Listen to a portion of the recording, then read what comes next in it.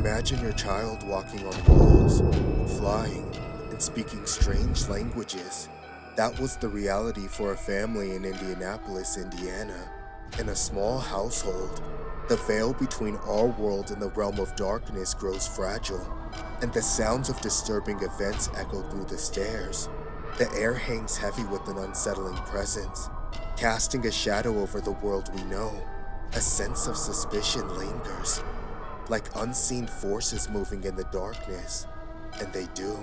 Wet footprints made by no one, doors opening on their own, and the sounds of footsteps on the staircase in the night reveal that the veil between the realms of the living and the supernatural has grown thin. Prepare to be captivated by the dance of fear and anticipation as the unimaginable unfolds.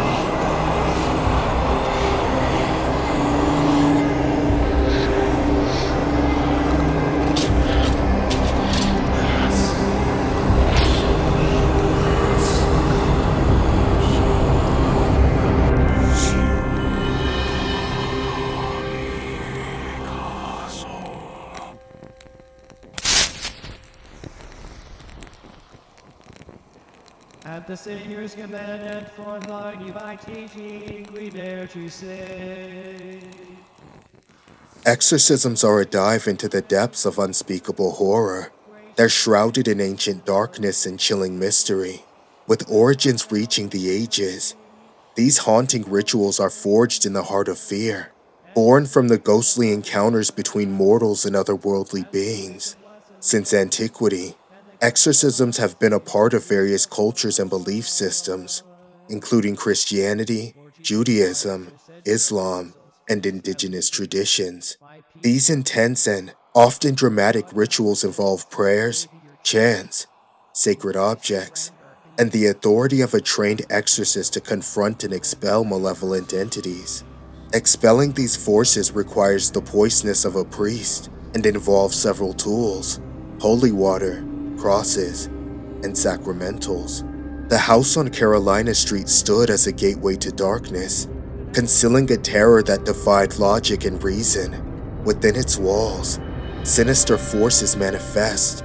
The ordinary becomes dreadful, and the presence of evil becomes an undeniable truth.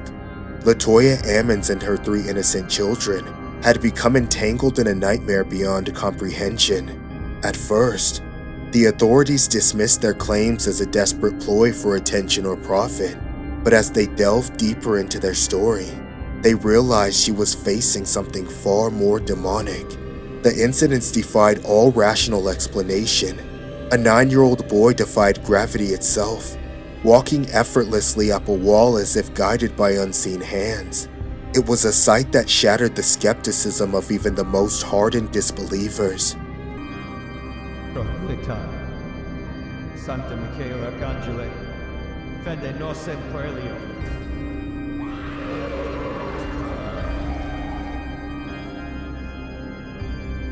It all began when flies swarmed the Ammons family porch in the dead of winter. a herald of the evil that lurked within. Footsteps echoed in the depths of the house. Climbing the basement stairs in the dead of night, the door opened on its own accord, making a creaking sound and revealing an empty void where something sinister resided. But the true terror struck on that fateful night of March 10, 2012. Fear gripped the family's hearts, suffocating their hopes as darkness consumed their souls. Shadows danced in the corners, and the oppressive weight of an unseen presence pressed upon them. Their heads felt larger as goosebumps covered their skin. The gloomy hour of 2 a.m. covered the house in an ominous cloak. As LaToya Ammons and her family, burdened by grief, gathered with friends, little did they know that the night would push them into a nightmare beyond comprehension. A blood-curdling scream shattered the somber silence, piercing the air. Ammon's cry for her mother sent shivers down everyone's spine. They rushed to Campbell's room, their hearts pounding with trepidation. What they encountered defied all reason. Hovering above the bed, unconscious, was Ammon's 12-year-old granddaughter. Frozen in terror, they saw her levitating, suspended by an unseen force. Darkness encased the room, suffocating their senses. Shadows were dancing on the walls. Frantically, they encircled the levitating child, their prayers echoing through the room. Fear gripped their souls as they grappled with an unknown evil that defied explanation. Time stretched into an eternity as they beseeched a higher power for deliverance. Gradually, the girl descended, her body returning to the bed. She awoke with no recollection of the dreadful horror. She stared at them with innocent eyes, oblivious to the darkness that had momentarily possessed her. Their pleas for help fell upon deaf ears, met with both skepticism and disbelief. Desperate and haunted, they sought solace within the church's walls, hoping to find guidance and sanctuary from the horrors that plagued their lives. But even the church recoiled at their tale, acknowledging the presence of supernatural forces within the Carolina Street home. In a desperate bid for salvation, they were instructed to purify their home with bleach and ammonia, attempting to banish the unseen demons that clung to every corner. Olive oil became their weapon against the unknown terror. Anointed crosses adorned their children's foreheads, a feeble defense against the encroaching darkness that threatened to consume them whole. In their hearts, they knew they would forever be haunted by the inexplicable horrors that befell them that fateful night. The family's ordeal turned sinister, forcing the Department of Child Services to intervene. Psychologists were called in, struggling to comprehend the peculiar phenomena that plagued this tormented household. And as a last resort, exorcisms were performed, desperate attempts to cast out the evil that had taken root within their lives. Within the confines of the dimly lit room, darkness and dread intertwined. Bishop Melschek had never sanctioned an exorcism throughout his 2-decade tenure.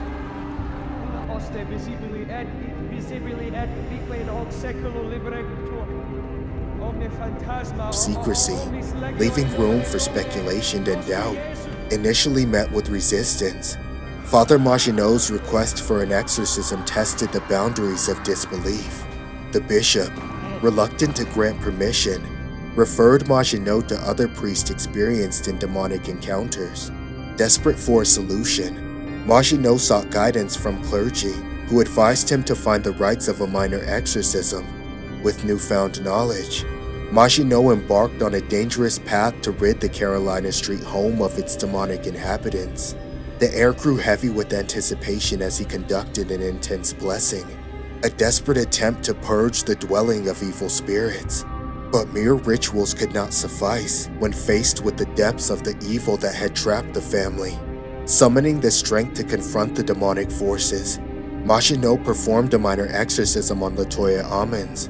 The room became a battleground between unseen realms as prayers and appeals reverberated. The presence of 2 police officers stood as a testament to the gravity of the situation. Seeking to identify the tormentors, Ammons embarked on a quest to unearth the names of the demons plaguing her life. As the computer faltered and her body weakened, She and a friend painstakingly pieced together a chilling roster of demons, tormenting her and her kids. The name that resonated with particular dread was Beelzebub, the Lord of Flies. Other demons, each more sinister than the last, claimed dominion over her existence. With the blessings of Bishop Melchek, Maginot ventured forth to unleash the power of the church upon the nefarious spirits. The rites of a major exorcism became the catalyst for an explosive confrontation. With the crucifix pressed against Ammon's head, Maginot's voice boomed with unyielding fervor. The room quaked as he commanded the expulsion of unholy forces, challenging the very fabric of evil. As the rituals intensified, so did the ferocity of Ammon's convulsions. The demonic grip tightened, seeking to maintain its hold. Agonizing pain surged through her, a torment surpassing the limits of the mortal realm. Yet, despite the excruciating ordeal, a ray of resilience sparked within her.